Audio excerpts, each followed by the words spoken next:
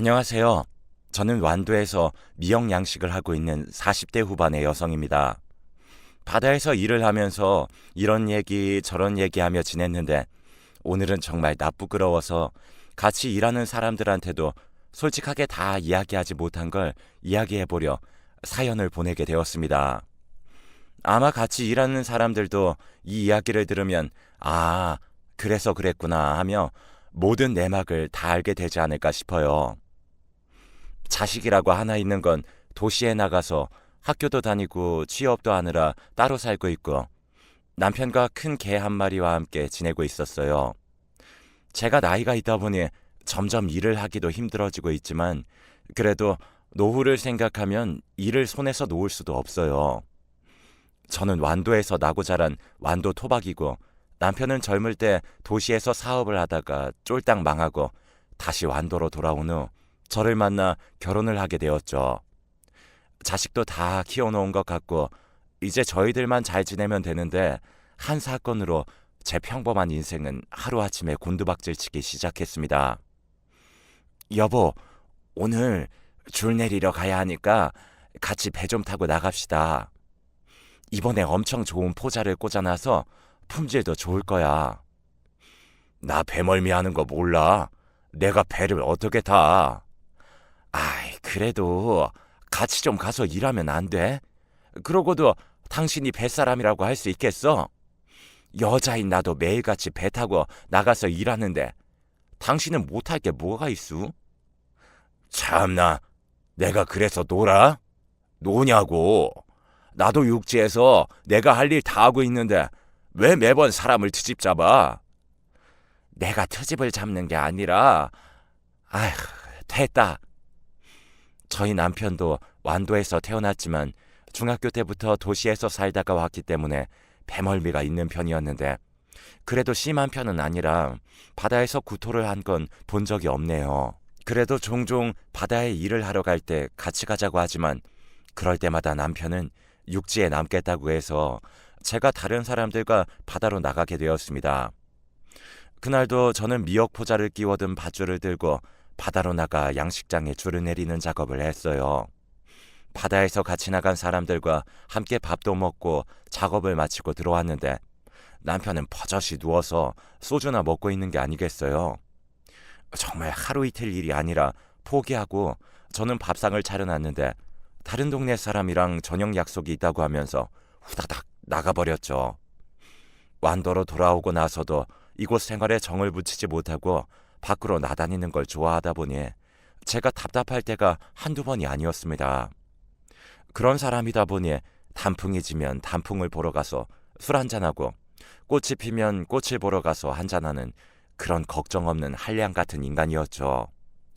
그래도 그런 남편과 잘 지낸 이유는 하나뿐인 아들 때문이었는데 정기적으로 병원에 다닐 일이 있어서 도시로 나가면 늘 저희를 데리고 다니는 착한 아들입니다.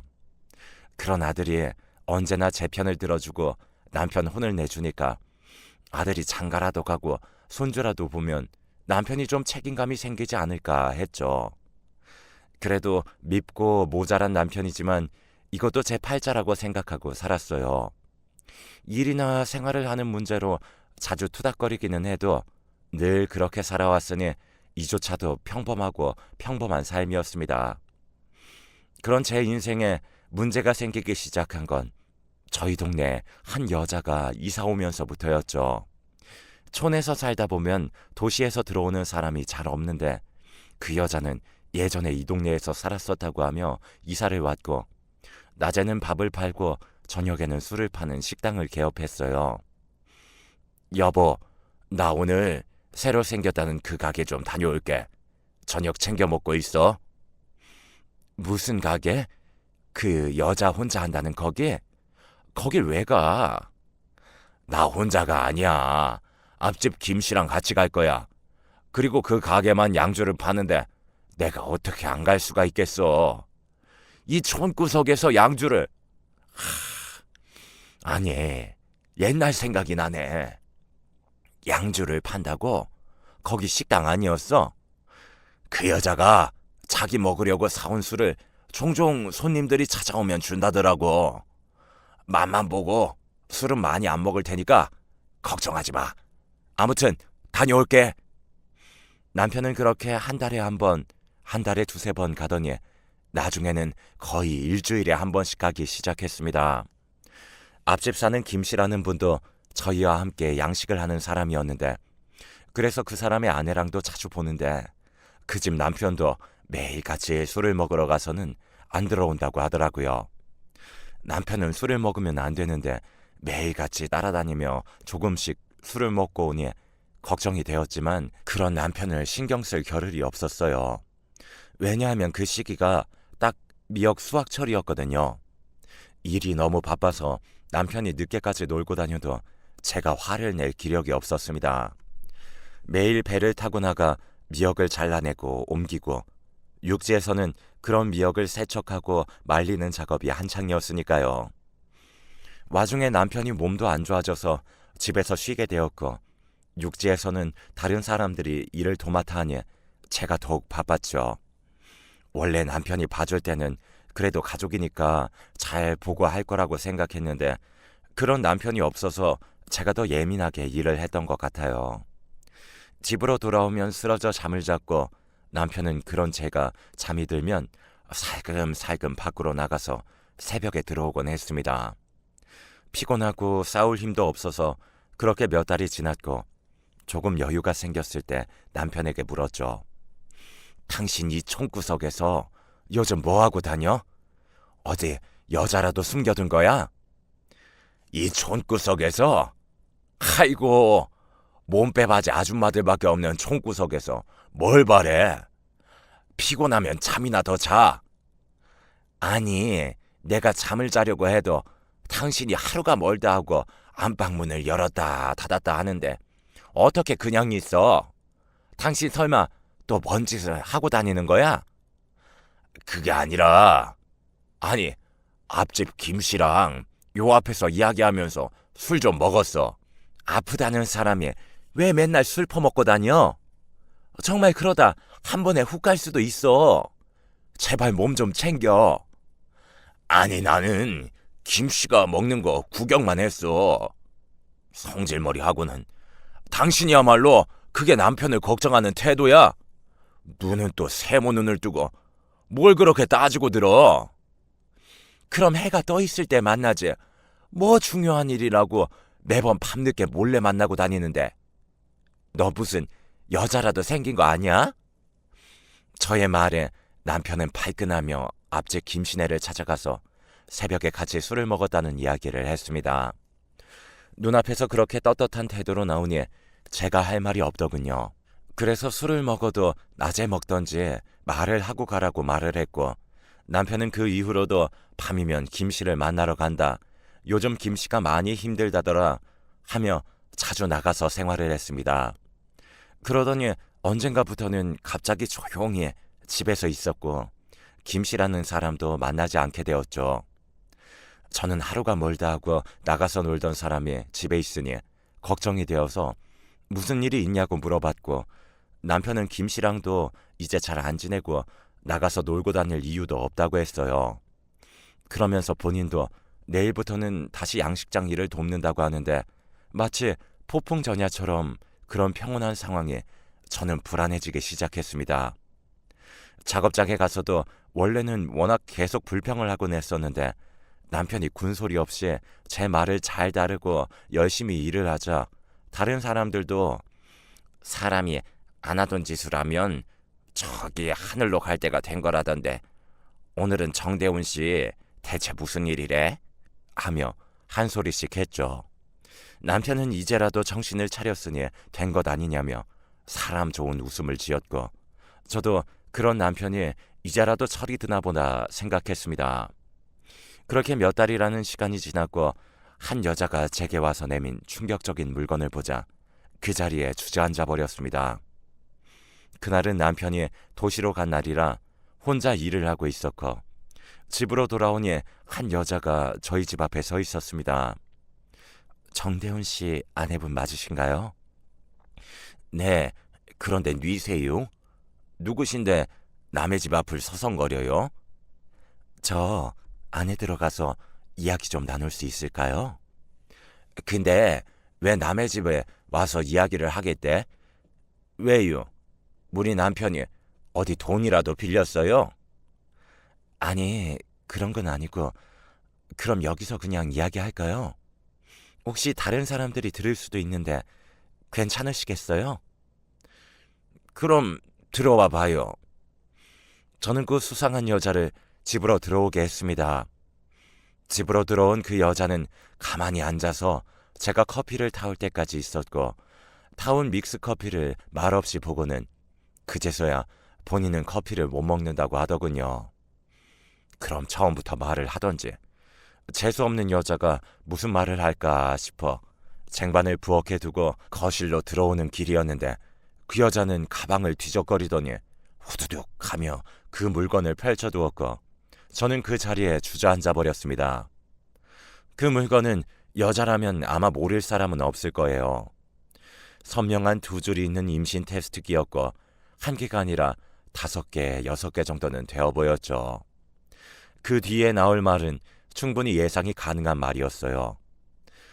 저 임신 중이라 커피 못 먹는 거예요. 요즘 술도 안 먹고 있고요.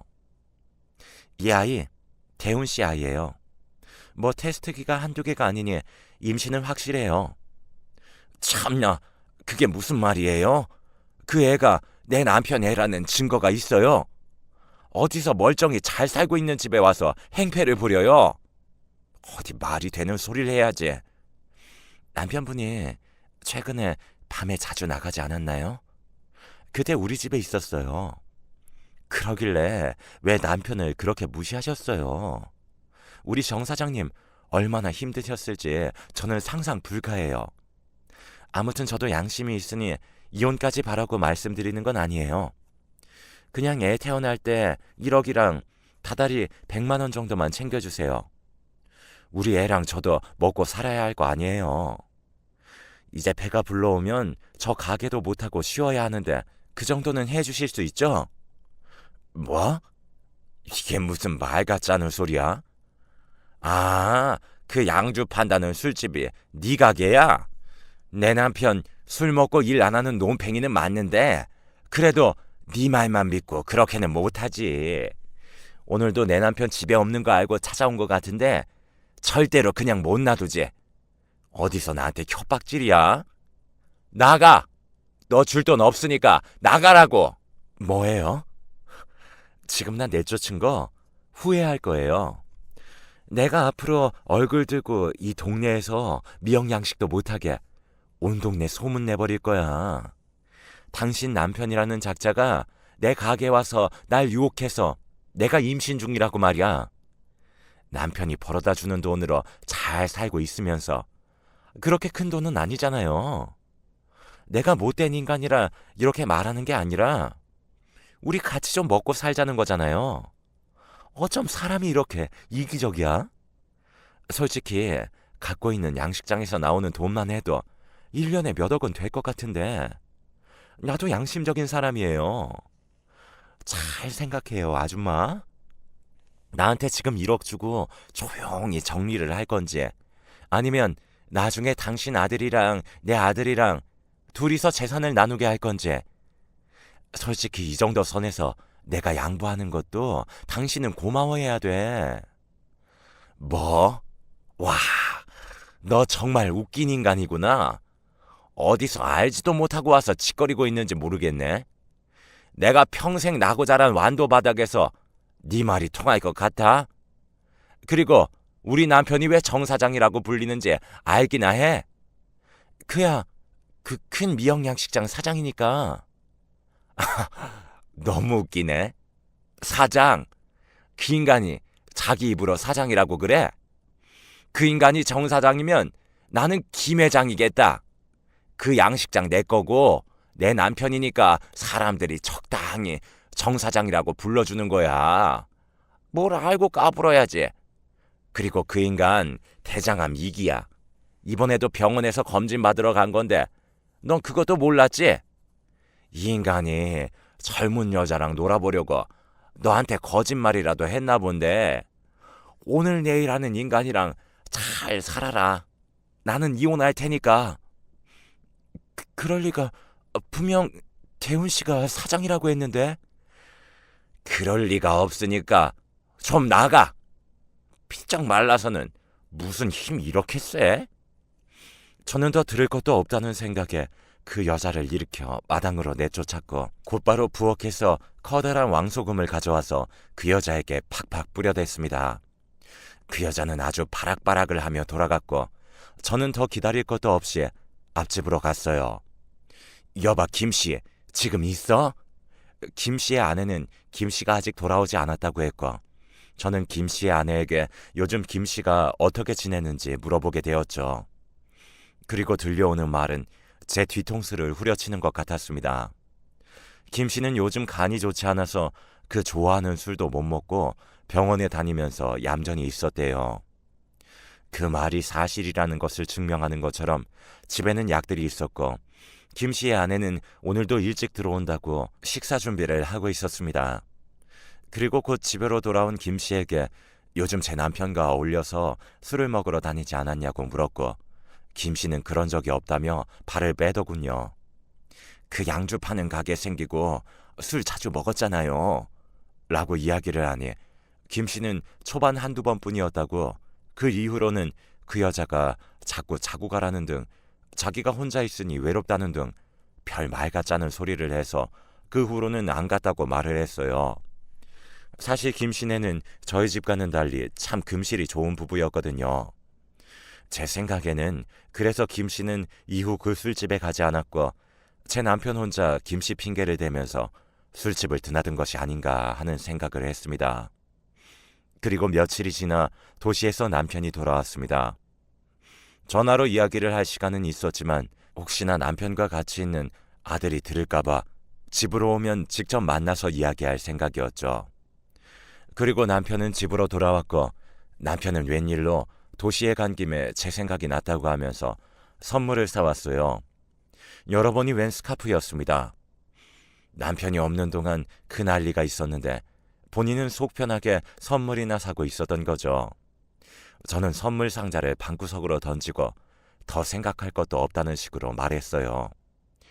당신 그 술집 여자랑 바람났어? 며칠 전에 우리 집에 와서 임신했다고 나한테 1억 내놓으라고 하던데.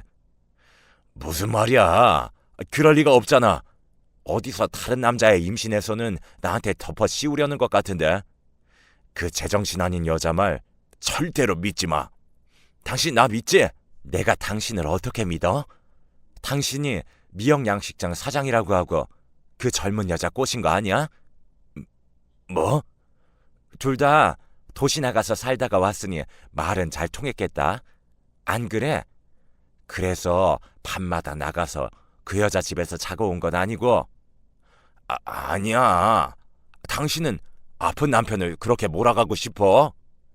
그러니까 대장암 2기 수술까지 하고 잘 사는 것 같더니 암이 재발하자마자 또 이런 일이 생기니 왜?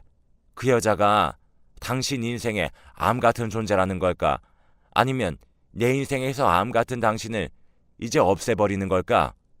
당신은 어떻게 생각해? 여보, 내가 솔직히 술 먹고 하루 실수한 적은 있는데 정말 아니야. 안 그래도 그 여자가 나한테 임신했다고 찾아와서 내가 얼마나 당황했는지 몰라. 내 나이가 몇인데 임신이 그렇게 쉽게 돼. 안 그래? 저는 그 이야기를 듣고 그 자리에서 남편의 뺨을 세게 때려버렸습니다. 그 순간 제 눈앞에 서 있던 사람은 몇십 년을 동고동락한 남편이 아니라 그저 쓰레기일 뿐이었으니까요.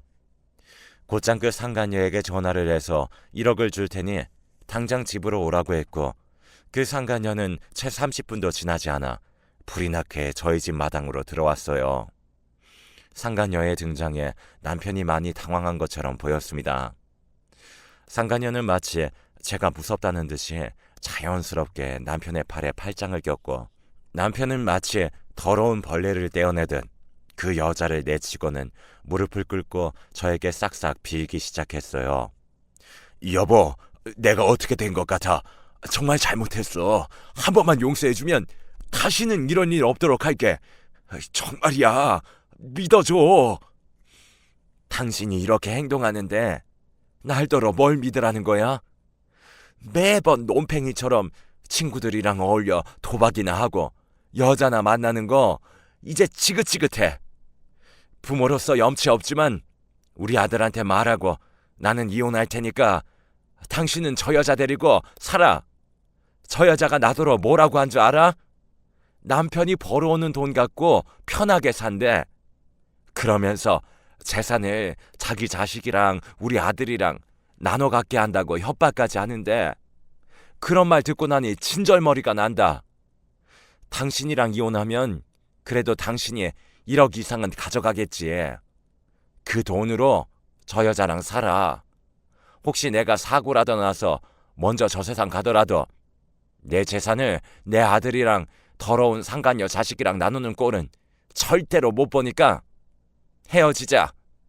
당신 대장암 재발해서 치료비도 많이 들 텐데 보험도 없어서 치료비며 수술비며 생돈으로 줄줄 나가는 걸 저 여자한테 말하는 걸 깜빡했네. 사랑하니까 그 정도는 밥 팔고 술 팔아서 메꿀 수 있잖아. 안 그래? 난 이제 할 말 끝났으니 저 여자 데리고 내 눈앞에서 사라져. 여보, 제발. 나 당신 없으면 아무것도 못해. 알잖아. 당신 말대로 나 치료도 못 받아서 길에서 객사할지도 몰라. 제발 나 좀 살려줘. 당신 정말 양심도 없다. 내가 왜 내 뒤통수나 치는 인간을 도와줘야 돼?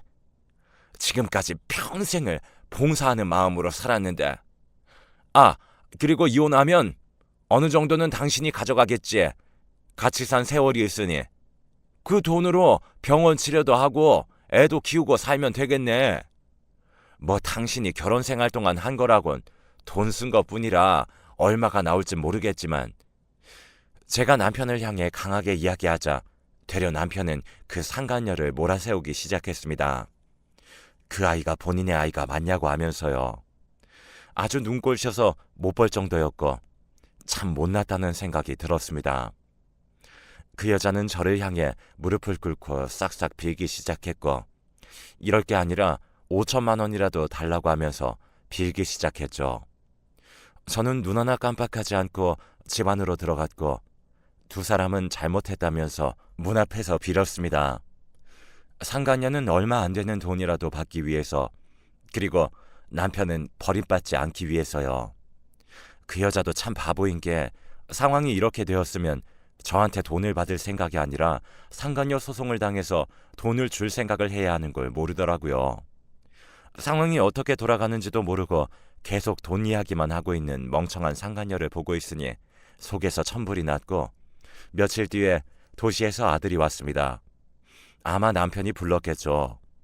남편이 뭐라고 했는지 모르는 상황에서 아들은 제발 아버지를 한 번만 용서해달라고 말을 하는데 그 모습을 보고 저는 또 열이 치솟았습니다. 엄마, 아버지가 무슨 잘못을 했던 한 번만 용서해주고 넘어가자. 아버지 몸도 안 좋은데 엄마가 이러면 더 힘들 거야. 지난번에도 대장암 이겨낸 것처럼 이번에도 잘 이겨내야지. 아버지가 집에서 쫓겨나다는 연락받고 내가 얼마나 놀랐는데. 아들, 내가 정말 보기 부끄러워서 말을 안 했는데 저 인간 내 돈 가져다가 동네 사람들이랑 노름하고 망나니처럼 다니는 거 내가 다 이해하면서 지내려 했다. 너 하나 때문에. 그래도 이건 아니지. 네 아비가 우리가 왜 이혼하려고 하는지 말 안 했니? 아니, 그냥 잘못을 했는데 엄마가 화를 너무 내서 쫓겨났다고. 자기도 부끄러우니까 차마 너한테 말도 못한 거겠지. 너한테 동생이 생긴단다. 그것도 배다른 동생. 뭐 너희 아빠는 본인 자식이 아니라고 하는데 알게 뭐니? 나는 도저히 이렇게 못 산다. 혼자 일하는 것도 질렸고 힘들어. 그럴 바에는 나가는 돈이나 줄이는 게 낫지. 사람이 은혜도 모르고 아픈 거 보험도 하나 없이 생돈 내면서 살려뒀더니 뭐? 바람? 참나, 내가 이런 인간이랑 어떻게 같이 살아? 아들은 그렇게 제 이야기를 다 들어줬고 저는 그날 부끄러운 마음과 미안한 마음에 아들의 품에서 울어버렸네요. 나이가 50이 다 되어가도 여자는 여자인 거죠. 남편이 바람을 피우고 있다는 사실을 알고 나서 위로받지 못했던 마음을 아들의 품에서 위로받았습니다. 그 이후 아들은 저의 든든한 조력자가 되어 이혼을 진행할 수 있도록 도와줬습니다. 이혼 소송은 저에게 아주 유리했습니다. 남편이 다른 여자와 바람을 피운 유책 배우자였기 때문이죠. 저는 이혼에서 그치지 않고 당연히 그 상간녀를 상대로 상간녀 소송도 진행을 했고 조용했던 동네는 떠들썩해졌습니다. 그 상간녀는 그래도 동네에서 발을 붙이고 살아보겠다고 저희 남편이 본인을 유혹했다고 소문을 내고 다니기 시작했고 워낙 소문이 빠른 동네이다 보니 제 귀에도 들어왔어요. 그런데 여기서 이 멍청한 여자가 하고 다닌 말 때문에 아주 동네가 발칵 뒤집어졌는데 그 이유가 그 여자가 이렇게 돈을 뜯어낸 집이 저희 집 이외에도 2군데가 더 있었다는 겁니다. 그 집에서는 조용히 남자가 2천만 원이나 되는 돈을 줬다고 하던데 이 상간녀는 그 돈을 받고 저희 남편을 핑계로 저에게 1억을 뜯어가려 했던 거죠. 저는 이 소식을 동네에서 슈퍼하는 분께 듣게 되었고 그 여자의 가게 앞에 가서 소리를 쳤습니다. 야, 이 정신 나간 여자야! 암 걸려서 술도 잘 못 먹는 내 남편 꼬셔서 1억이나 달라고? 그래서 철물점 하는 송씨한테는 2천만 원을 뜯어갔냐? 그래서 그 애는 누구 애야? 아니, 여기서 뭐 하는 거예요? 명예훼손으로 경찰에 신고하기 전에 가세요. 명예훼손? 웃기고 있네. 얌전한 고향에 부뚜막에 올라간다고 조용한 우리 마을에 와서 무슨 짓을 하고 다닌 거야? 너 때문에 이제 너희 술집 가서 먹은 남자들은 다 아작나게 생겼어. 그 애 누가 아빠야? 정 사장님이라고 했잖아요. 아무튼 여기서 이러지 말고 가세요. 조용했던 마을에는 곧 소문이 쫙 퍼졌고 그 여자가 임신한 나이에 친아빠가 누구인가에 대한 이야기가 끊이지 않았습니다. 그 상간녀는 결국 몇 달도 버티지 못하고 그 술집에 드나들었던 남자들 그리고 그 아내들에게 호되게 욕을 먹고 동네에서 쫓겨났어요. 남편인 이 상간녀가 본인에게만 이야기를 하고 돈을 뜯으려 한 것이 아니다 보니 이게 기회라고 생각했는지 이후 저에게 다시 와서는 제발 용서해달라며 엎드렸습니다. 정말 말 그대로 바닥에 무릎을 꿇고 앉아서 싹싹 빌었고 각서라도 쓰겠다고 말하더군요.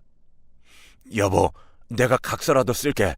그 여자, 아니, 내가 잘못한 게 아니라 그 여자가 우리 동네 사람들을 꼬신 거야.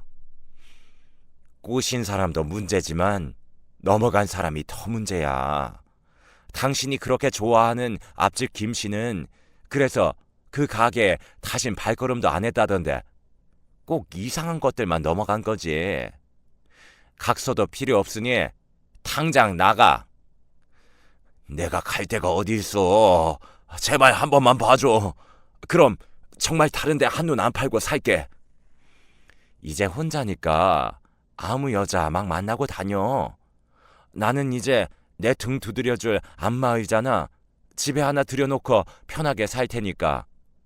내가 뼈 빠지게 돈 벌어오면 뭐해? 집에서 어깨 한번 안 주물러주던 인간이 나한테 이제 그만 기생하라고. 아휴.